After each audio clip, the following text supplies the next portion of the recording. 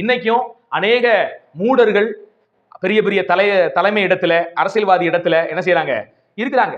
அறிவாளிகள் கீழே அடிமைகளாக என்ன செய்யறாங்க வேலை பார்க்கறாங்க. அந்த தேசத்திலேயே பாருங்க, எடுத்துக்கங்களேன், ஒரு பைப் போடுவான், ஒரு ரோடு போடுவான், அல்லது ஏதாவது ஒரு விஷயத்தை என்ன செய்யறான். இன்னைக்கு அரசியல்ல இருந்து அமர்ந்து கொண்டு அதிபதிகளா இருக்கிறவர்கள் இப்படி எல்லாம் செய்வாங்க. தங்க சொந்த நாட்டு மக்களுக்காக செய்யறோம்னு செய்வாங்க. ஆனா அதுல பாத்தீங்கன்னா அவங்க பெரிய ஞானி என்று நினைத்துக் கொண்டு ஒரு 10 கோடி ரூபாய்க்கு ஒரு விஷயம் செய்யறாங்கன்னா அதுல 5 கோடி ரூபாய்க்கு மட்டும் தான் செஞ்சுட்டு 5 கோடி ரூபாய் என்ன செய்யுது. அவங்களுக்கு அதுக்கு பேர் என்னவா? ஞானம். ஊழல் செஞ்சு ஆட்டை போட்டுருக்கு. யாரு நாட்டை சீரழிக்கிறா? இப்ப சொந்த நாட்டைய ரோடு போட்டிருப்பான், அடுத்த ஒரு சின்ன மலைக்கே தாக்கு பிடிக்காது, அந்த ரோடு ஓட்ட ரோடாயிரும். நீங்க பாத்துருக்கீங்களா? இந்த பிச்சைக்காரன் ட்ரெஸ் எப்படி இருக்கு பாத்தீங்களா? அங்கங்க ஒட்டு போட்டிருப்பான், அங்கங்க கிழிஞ்சிருக்கும், எடுத்து அங்கங்க என்ன செய்வான், ஒட்டு போட்டிருப்பான். அதே மாதிரி நம்ம ஊர் ரோடெல்லாம் ஒட்டு போட்டு கிடக்குது இன்னைக்கு. ஏன்னா எல்லாம் ஊழல், லஞ்சம். இவன் பார்வைக்கு இது ஞானமான செயல், ஆனா இது எவ்வளவு பெரிய முட்டாள்தனம். இதனால் மக்கள் எவ்வளவு அவதிப்படுகிறார்கள், எத்தனை உயிர் போகுது.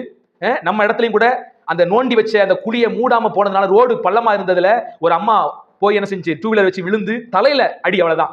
அப்படியே அந்த மூளை சாவு அடைந்து மருத்துவமனையில் அட்மிட் ஆகி தன்னோட உடல் உறுப்புகளை எல்லாம் தானம் செஞ்சாங்க.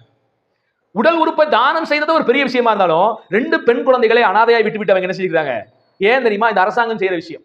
நாங்க ஞானமா செய்யறோம்னு லஞ்சம் வாங்கி கொண்டு போட வேண்டிய அந்த சாலையை வலிமையாக போடாதபடி ஞானம் என்ற பொறுமையில் அவர்கள் செய்யற விஷயம் எல்லாம் மக்களுடைய அவதிக்கு நேராக தான் என்ன செய்கிறது போகுது. ஒரு பைப்பு போடுறான், சரி அந்த பைப்பை கொஞ்சம் ஸ்ட்ராங்கா போட்டு விட்டு உடையாத அளவுக்கு போறான்னு இல்ல, அது சீக்கிரமே உடஞ்சு போற அளவுக்கு என்ன செய்யுது, கம்மியான மெட்டீரியலை வச்சு போட்டுட்டு மிச்சத்தெல்லாம் ஆட்டையை போட்டுறான். அங்க என்ன செய்யுது, சாக்கடையாகுது, தேங்குது, அது மூலியமாக ஏகப்பட்ட நோய்கள் பரவுது. நோய்கள் பரவி மக்கள் என்ன செய்யறான், அவதிப்படுறான். எது எடுத்தாலும் இதே போல ஞானமற்ற செயல். வெள்ளக்காரன் கெட்டின காலத்துல கெட்டின ரோடு என்ன செய்யுது இன்னைக்கும் இருக்கு, நல்லா இருக்குது. வெள்ளக்காரன் காலத்துல கெட்டின பில்டிங் எல்லாம் இன்னைக்கு என்ன செய்யுது, நூற்றுக்கணக்கான வருஷமா ஸ்ட்ராங்கா நிக்குது. இவன் போடுற அப்பார்ட்மெண்ட் இலவசமா கொடுக்குறேன்னு சொல்லுவான், 10 வருஷம் கூட என்ன செய்யாது, நிக்காது. அங்கங்க விரிசல் விட்டு எப்படா இந்த 90 வயசு கிளவி அப்பயோன்னு இருக்கிற மாதிரி என்ன செய்யுது பில்டிங் எல்லாம் இன்னைக்கு இருக்குது. வெள்ளக்காரன் கட்டின அணை இன்னைக்கு இருக்குது. இவன் கட்டின அணையெல்லாம் எப்ப உடஞ்சு உழுவும்னே தெரியாத அளவுக்கு என்ன செய்யறான். எல்லாம் லஞ்சம் கேட்டா அவனுக்கு, அவன் பார்வையில் அவன் ஞானி, நாங்க ஆட்டை போட்டு எல்லாம் பண்றோம் அப்படின்னு. மக்களாவது புரிஞ்சு கொண்டு இருப்பாங்களா? மக்களும் புரியறது இல்லை. சரி, அன்னைக்குதான் அது ராஜாக்கள் காலம். ஏன்னா பிரசங்கி புத்தகத்துல பாக்குற காலம் என்ன காலம்? அவன் மக்கள் நினைச்சாலும் மாற்றத்தை கொண்டு வர முடியாது அந்த நாட்கள்ல. ஏன்னா அவன் அரசனா இருப்பான், அவன் புள்ள அடுத்த அரசனா கண்டிப்பா மாறுவான். இப்படி வம்சாவளியா அந்த அரசருக்கு கீழேயே இவங்க அடிமையா தான் கிடக்கணும், வேற வழி இல்லாத ஒரு சூழ்நிலை.